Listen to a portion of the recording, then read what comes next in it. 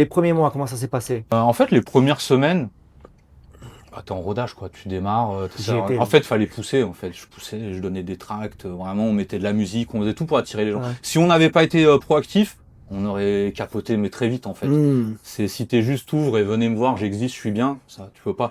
Donc, il y a une grosse poussée sur tout ça. Il y a eu des ajustements aussi. On a fait des ajustements sur la carte. Il y a des trucs, bon, ça tournait pas trop. On a viré. Il y a des choses. On avait des gens qui nous parlaient de ça. Donc, tu vois, on a tenu compte des retours, en fait. Et là, ça a commencé à prendre, tu vois, au bout de 3 semaines, un mois, qui est assez rapide en fait. Ouais. Là, on commençait à rentrer 3 des semaines, bouchées. un mois, tu commençais déjà à gagner un petit peu Je d'argent. faisais des 3-4 000 bahts par jour, tu vois. Oh, Ouais, sérieusement? ouais, ouais. Il De te reste combien bénéf là-dessus? ou Non, de chiffres. chiffre d'affaires? De chiffre. Il te reste combien à la fin du premier mois? À la fin du premier mois, en fait, c'est pas il reste combien, parce que quand tu démarres avec des petits moyens, qu'on a tout mis sur ce qui était démarré, donc caution, matériel, etc.